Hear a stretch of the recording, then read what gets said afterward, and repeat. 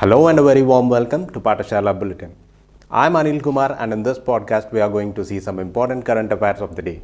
Here are some of the highlights for the day. 6 policemen killed in Assam-Mizoram border row. Evaluating India's options in Afghanistan. NPS fell to 8.34 lakh crore at March end. Well, now let's see each one of them in detail.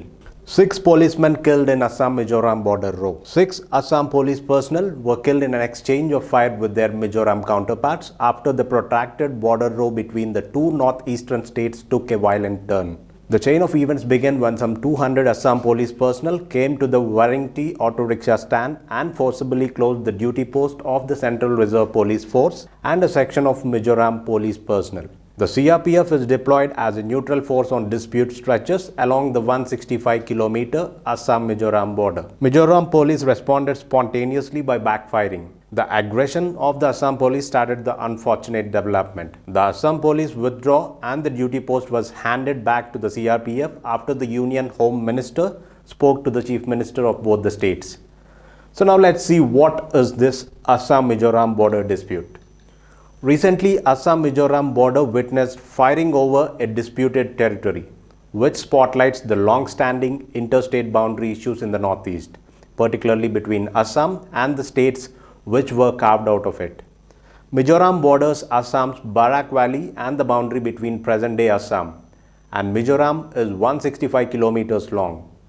Both states border Bangladesh. So what is this dispute all about? Mizoram was carved out of Assam as a union territory in 1972. In 1987, it became a full-fledged state. The two states have spared over where the boundary lies in the past, leading to the occasional violence. The disagreement stems from differing views on which the border demarcation to follow.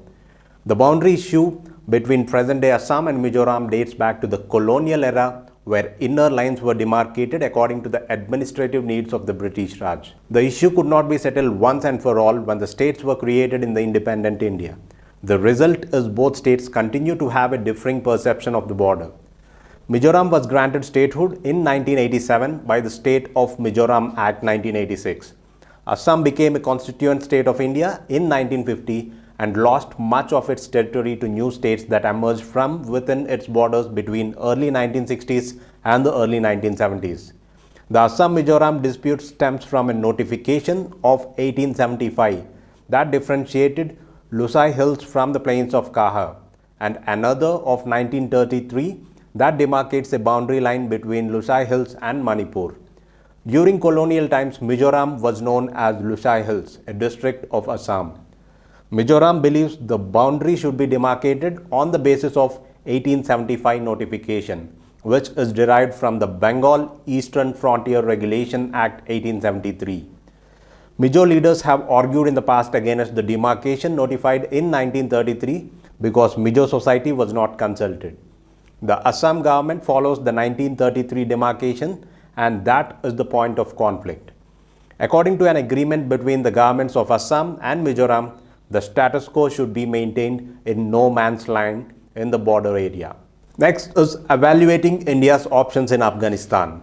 It is not a coincidence that the United States is exiting Afghanistan at a time that the focus of its foreign policy is shifting to East Asia. There is growing consensus in Washington, D.C. that the US, instead of staying engaged in lost wars, which adds little value to American power, should now greatly prepare itself for the unfolding geopolitical contest with China.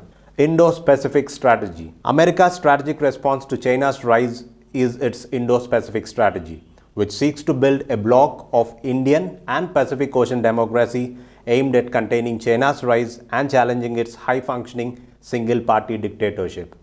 The US wants India to play a key role in this bloc, while along with Australia and Japan made up a so-called Quad grouping.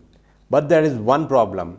India, unlike the other members, is the only continental Asian power in the Quad, which shares a contested boundary with China and is vulnerable to geopolitical changes in the Eurasian landmass. The US may have retreated from Afghanistan as part of a grand strategy to take on China in maritime Asia, in which it needs India's involvement, and India might find it tempting to join the ranks, especially after China's aggression on the line of actual control last year. But the irony is that the American withdrawal and the vacuum it leaves in Afghanistan and continental Asia in general, which is being filled by China and Russia, is reinforcing India's identity as a continental Asian power. Barring a brief interregnum in the 1990s, India has historically enjoyed good ties with Afghanistan, which go back to 1950 Treaty of Friendship. Indian interests and influence suffered when the Taliban backed by Pakistan captured Kabul in 1996. But India was back in action as soon as the Taliban were ousted from power after the US invasion in 2001. It has made huge investments and commitments ever since, which run into over $3 billion and cultivated strong economic and defense ties with the Afghan government. Now, it is again staring uncertainty with the US pullback having effectively changed the balance of power in Afghanistan and the Taliban making rapid territorial gains. US strategic objectives in Afghanistan. The US strategic objectives in Afghanistan were limited. As US President Joe Biden himself pointed out earlier this month, killing Osama bin Laden and disrupting Al-Qaeda networks. Defeating the Taliban and nation building were part of neo-conservative ideological project, which has evidently failed. This means the US, having met its realistic objectives, can abandon the Afghanistan government and exit the theater, which is what Mr. Biden is doing. But India cannot. It has to protect its investments, prevent Afghanistan from becoming another safe haven for anti-India terrorist groups, and also check Pakistan deepening its influence in Kabul. Talking with the Taliban. So what should India do? One option, as many commentators have already pointed out, is to hold talks with the Taliban. India has already established contacts with the Taliban in Doha. Talking to them would allow New Delhi to seek security guarantees from the insurgents in return for continued development assistance or other pledges. As in 1990s, India has backed the anti-Taliban Northern Alliance, as well as explore the possibility of Taliban's autonomy from Pakistan. At this point, talking to the Taliban looks inevitable. But India should not overlook the deep ties between Pakistan's security establishment and the Haqqani network, a major faction within the Taliban that's driving the successful campaigns on the battlefield. The US overlooked it while fighting the Taliban along with Pakistan, and it paid a heavy price for it. There is no guarantee that India's quest for engagement with the Taliban would produce a desirable outcome. So India should broad base its options. While talking to the Taliban to protect its interests, New Delhi should also enhance aid to Afghanistan's legitimate government and security forces and work with other regional powers for long-term stability in the country. Kabul versus the Taliban. True, the Taliban now control or contest most of Afghanistan's countryside, but still, it is not a foregone conclusion that they could take Kabul easily.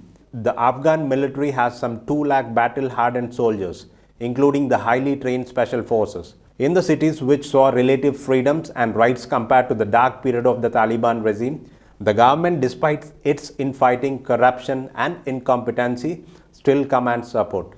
There is no Northern Alliance this time. The Taliban has already been taken the northern districts, including Badkhashan and Takhar.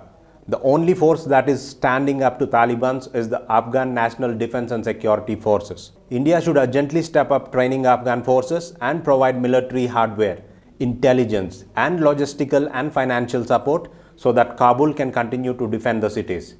New Delhi should also coordinate with other regional powers to support the Afghan government, because if the government force crumbles before the Taliban, the prospects for a political settlement would be narrowed. Why should a winning Taliban make concessions? The regional solution. There is a convergence of interest between India and 3 key regional players, China, Russia, and Iran, in seeing a political settlement in Afghanistan. These 3 countries have already opened public, direct talks with Taliban, but these contacts are largely tactical in nature. For China, whose restive Xinjiang province shares a border with Afghanistan, a jihadist-oriented Taliban regime would not serve its internal interests. Russia, which fears that instability would spill over into a former Soviet republics, has already moved to secure its Central Asian perimeter. For the Shia theocratic Iran, a Sunni Deobandi Taliban with which it had almost gone to war in 1998 will continue to remain an ideological, sectarian, and strategic challenge. None of these countries would like to see the Taliban taking over Kabul militarily, which means there would be an isolated Sunni Islamist regime in a country with fractured ethnic equations. There would neither be legitimacy for a Taliban regime nor peace in Afghanistan. So break the impasses. India, to break this impasse, should take a layered approach. Its immediate goal should be the safety and security of its personnel and investments. The long-term goal should be finding a political solution to the crisis. And if a political solution is not achieved, it should seek non-conventional methods like what it did in 1990s to offer support to its allies within the Afghanistan and retain some influence. None of this can be achieved unless it works together with regional powers. Russia has cultivated links with the Taliban in recent years. India would need Russia's support in any form of direct engagement with the Taliban. When it comes to Afghanistan, Iran is an irreplaceable country. It shares a long boundary with Afghanistan and has built contracts through several stakeholders in the country, especially the ethnic minorities. The original objective of India's Chabahar project in Iran was to create a direct access to Afghanistan by bypassing Pakistan. The direct access is critical for India in all different scenarios. Move supplies to Kabul in large quantities, retain its presence in event of civil war, or carry out covert operations if the Taliban take power by force. But India, under pressure from the US, slowed down on the Chabahar connectivity projects, which finally prompted Iran to drop India and go ahead. Building strategic ties with Iran, irrespective of US policy towards the Islamic Republic, is essential for India's Afghan bets. Finally, India should talk with China with the objective of finding a political settlement and lasting stability in Afghanistan.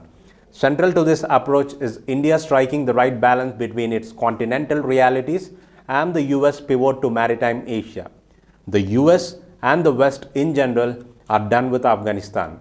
India, as one of the countries that would be impacted by the consequences of American withdrawal, has to work with Eurasian powers to protect its interests and stabilize Afghanistan. NPS fell to 8.34 lakh crore at March end. Non-performing assets or bad loans of banks have declined by 61,180 crore to 8.34 lakh crore at the end of March 31st, 2021 as a result of various steps taken by the government. So in the first place, what is NPA? Generally speaking, non-performing asset is an asset of a bank which is not producing any income. NPA is a loan or advance for which the principal or interest payment remained overdue for a period of 90 days. Banks are required to classify NPAs further into substandard, doubtful, and loss assets. What are these substandard assets? Assets which remained as NPA for a period less than or equal to 12 months are classified as substandard assets. Doubtful assets: an asset would be classified as doubtful if it has remained in the substandard category for a period of 12 months. What is loss assets? As per RBI, loss asset is considered uncollectible and of such little value that its continuance as a bankable asset is not warranted, although there may be some salvage or recovery value. Proposed model for bad bank. The Budget 2021 proposed an Asset Reconstruction Company (ARC), Asset Management Company (AMC) structure wherein the ARC will proposed model for bad bank. The Budget 2021 proposed an Asset Reconstruction Company (ARC) and Asset Management Company (AMC), wherein the ARC will aggregate the debt while the AMC will act as resolution manager. The proposed structure envisages the setting up of National Asset Reconstruction Company to acquire stressed assets in an aggregated manner from the lenders, which will be resolved by the Asset Management Company. A skilled and professional setup dedicated to stressed asset resolution will be ably supported by attracting institutional funding in stressed assets through strategic investors. Further, transferring these stressed assets to bad bank will entail recovery of 15% in cash and 85% in sovereign guaranteed security receipts. The government guarantees but will carry a zero risk weight for a specific period of time.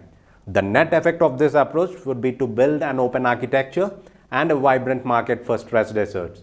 With this, it's a wrap of the podcast for the day. Bye for now.